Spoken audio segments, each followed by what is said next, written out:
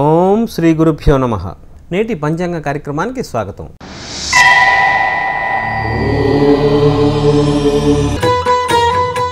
ఏలినాటి శనితో బాధపడే రాసులు ఎవరైతే ఉన్నారో అంటే కన్య, తుల, వృశ్చిక రాశుల వారు కానీ, లేక ఉత్తరా నక్షత్రం 2, 3, 4 పాదాలు, హస్తా నక్షత్రము, చిత్తా నక్షత్రము, స్వాతి, విశాఖ, అనురాధ, జ్యేష్ఠ ఈ నక్షత్రాల వారు, లేక కన్య, తుల, వృశ్చికం ఈ 3 రాసుల వారు ఏలినాటి శనితో బాధపడతారు.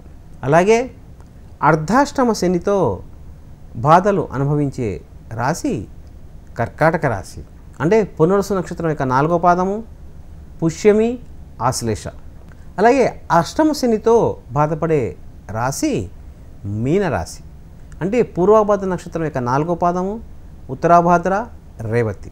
కాబట్టి ఉత్తరాభాద్ర నక్షత్ర జాతకులు, పూర్వభాద్ర నక్షత్ర జాతకులు, రేవతి నక్షత్ర జాతకులు, అలాగే మీనరాశి, కర్కాటక రాశి, కన్యారాశి, తులారాశి, వృశ్చిక రాశి ఈ రాశుల జాతకులు వీలైనంత వరకు నూతన నామ సంవత్సరంలో, అంటే విజయనామ సంవత్సరం ఏదైతే 11వ తేదీ రాబోతోందో ఆ విజయనామ సంవత్సరంలో వీరికి సకల శుభాలు కలగాలని చెప్పి 9 గ్రహాలకి అనుకూలతగా గ్రహశాంతి హోమం కనుక చేయించుకుంటే అన్ని విధాలుగా శ్రేయస్కరంగా ఉంటుంది. వీరికి ఉన్న ఏలినాటి శని, అష్టమ శని, అర్ధాష్టమ శని బాధలు విజయనామ సంవత్సరంలోకి వెళ్లకుండా ఆ బాధలు తగ్గేందుకు, ఆ బాధల నుంచి ఉపశమనం కలిగేందుకు అవకాశం అనేది ఏర్పడుతుంది.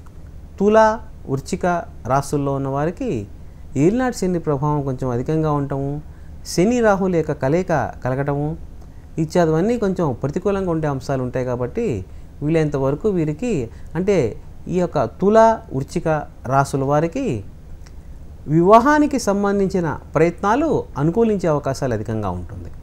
కాబట్టి ఈ వారం మొత్తం మీద ఈ యొక్క నూతన సంవత్సరం ఏదైతే రాబోతుందో దానికి సంబంధించినంత వరకు అన్ని రాసుల వారికి, అంటే మేషం నుంచి మీనం వరకు గల 12 రాసుల వారికి, 12 రాసుల వారికి సకల శుభాలు కలగాలని చెప్పి వీలైనంత వరకు మీ దగ్గరలోని దేవాలయానికి వెళ్ళండి.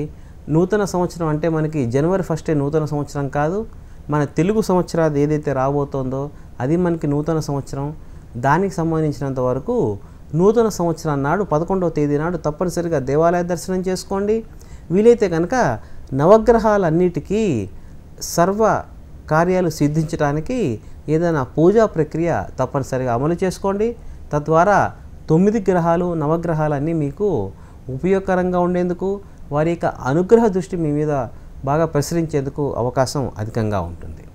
ఇక ఈ వారంలో వచ్చే ఒక ముఖ్యమైన కార్యక్రమం గురించిన వివరాలు ఇప్పుడు తెలుసుకుందాం. ఈ కృష్ణాంగారక చతుర్థి వ్రతం గురించిన మరికొన్ని వివరాలు రేపటి పంచాంగ కార్యక్రమంలో తెలుసుకుందాం. స్వస్తి, సర్వే జనా సుఖినో భవంతు.